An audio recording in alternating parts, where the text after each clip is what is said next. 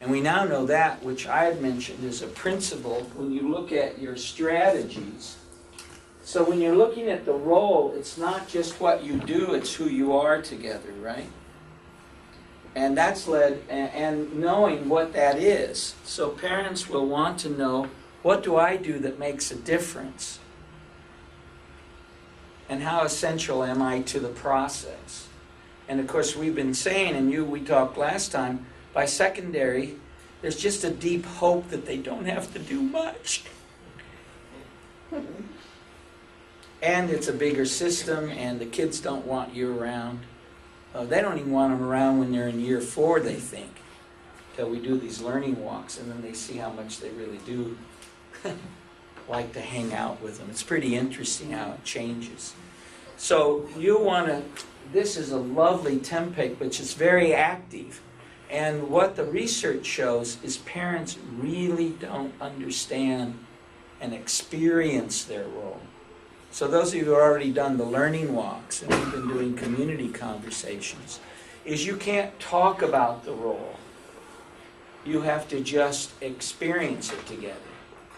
So your first step in making the role more effective is to model yourself not running the school without them in almost every area.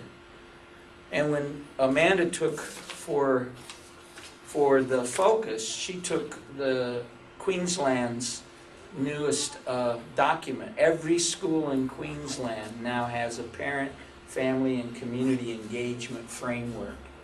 They all have to implement. They're always happy about that because they have 42 of them, new frameworks. But this one's a little different in the sense that they can't put a rubric on it. You know, in most of them you couldn't, but on parent engagement you can't put a rubric.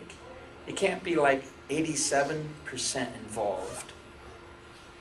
And even if 87% of the parents are involved, the 13% aren't. It means we failed anyway, in one way. I mean, you know, you're either in or out when you're in a role.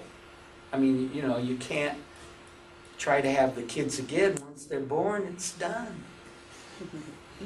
You know, game's on. So what they found were essentially relationship-based categories. And she took those for just to plot how you guys look at it. Good work. That's why you hire someone like that. Because they find the really good frameworks and that are really relationally oriented. And all of these define all of the relationships that happen at a school. All of them are in communication, about communication, learning partnerships, community collaboration, decision-making, and participation. It's really good. And it's not the little techniques they have, it's the framework for living out the role. So what the research we found says is that the role, and this district, and you all from us talking last time, this Sandhurst is one of the first systems, and talking to you all last time, and you mentioned from your class, it's almost willing to take the research seriously. So I want to just give 3 research statistics, because I'm summarizing real quickly, and then get your response to the idea of building the partnership, not by defining the role before they do it, because they're not getting paid, so you don't have to write up a role description, because they're not going to receive any money for it, you see.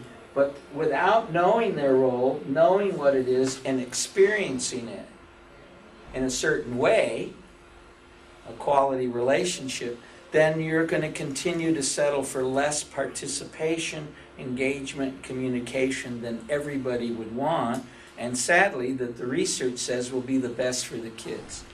And then in summary of that, as I present these, what happens is we end up in the 21st century working harder, spending more money, needing more resources, more courses, more options, and still succeeding less often with our kids. Right? It's kind of like the harder we work, the farther we get from our, you mentioned that. There's this funny funny twist